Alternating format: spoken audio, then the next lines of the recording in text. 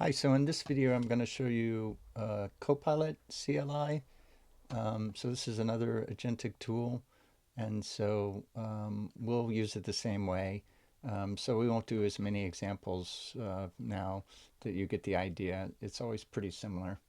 So go to the agentic tools repo and boot up a code space.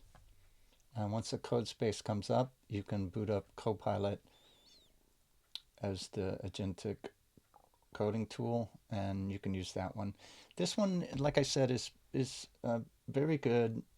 It's got kind of too much baggage and too much stuff.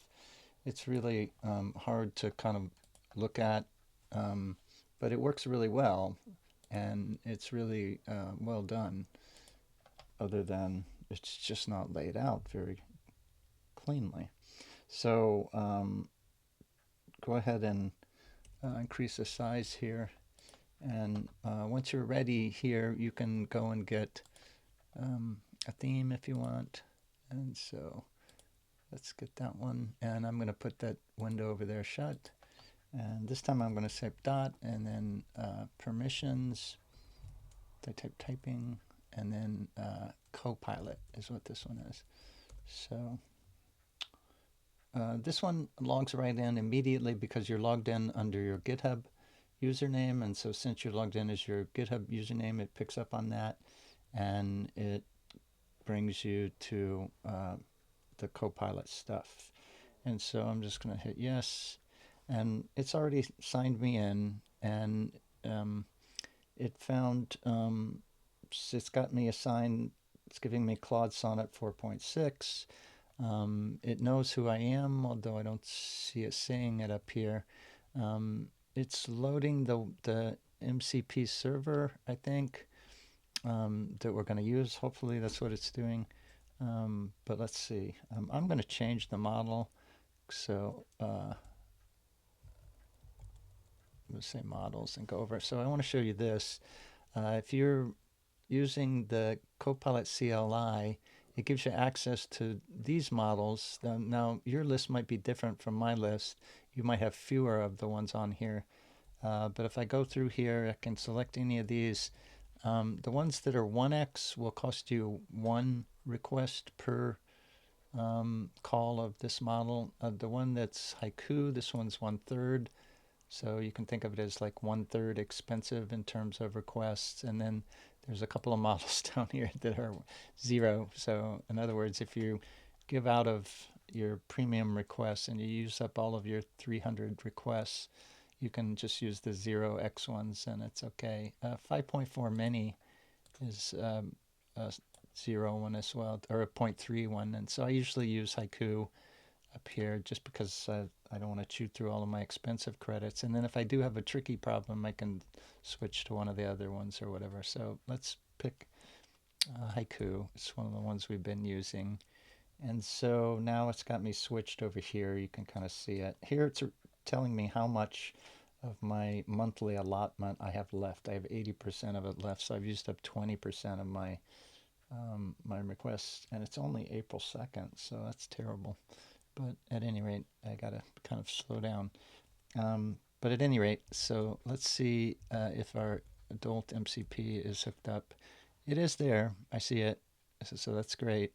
So I think I don't know if I can click on it. Yeah, it tells me which methods are in there, which tools it loads, and so okay. So I'm going to hit escape to go back, and maybe do I hit escape again? And so you can see the layout here. There's a lot of stuff down here around this status bar. I don't like all this. But let's see. Can you describe the Dolt DB? Let's just use Calvin W books. Whoops. Oh, come on. Books. Oh, I cannot type. Books. You got to type it exactly. And then main. Okay. So it goes off.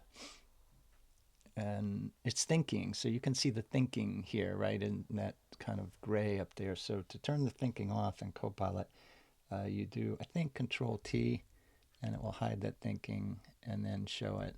So Okay, if you scroll up, I don't know if we can scroll up now. Yeah.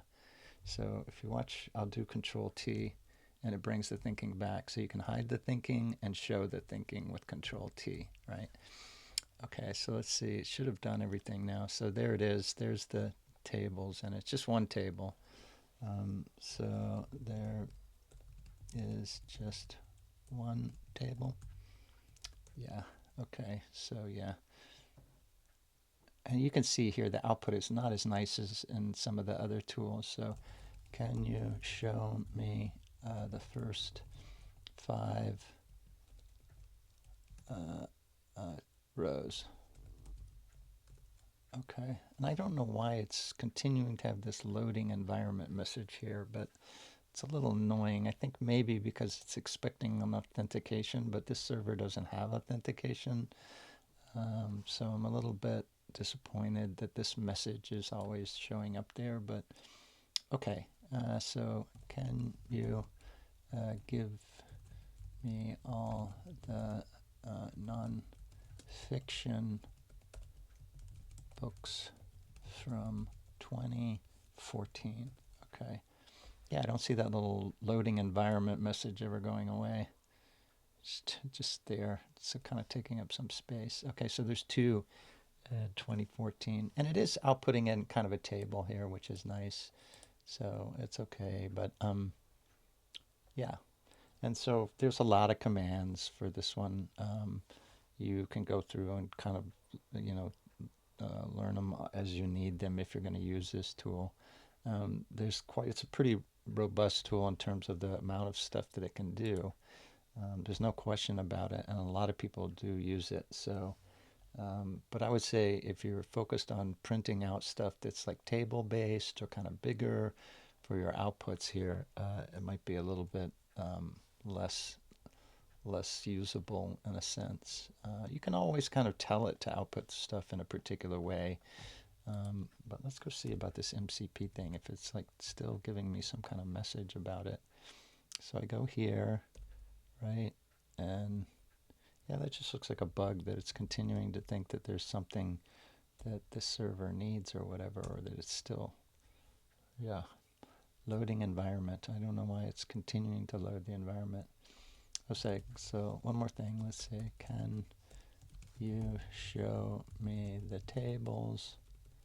Let's do a different database, the tables, and the Calvin W. Coffee shop. I have a database called Coffee Shop, and then the main branch of that. Yeah, it's continually kind of loading that environment, which I don't get what it's doing. Okay, so can you show me the products table? Okay, so it's going off. There's a products and an order table. Yeah, I just don't like the output as well. It's okay, but it's, you know, got some drawbacks to it. It's pretty noisy. Okay, so you can play around with this one, of course. It's always there and available. And okay, good. So there we used 2 premium requests in that one. So, okay, so I don't know how many we had, but 2 premium requests is what we finally used there.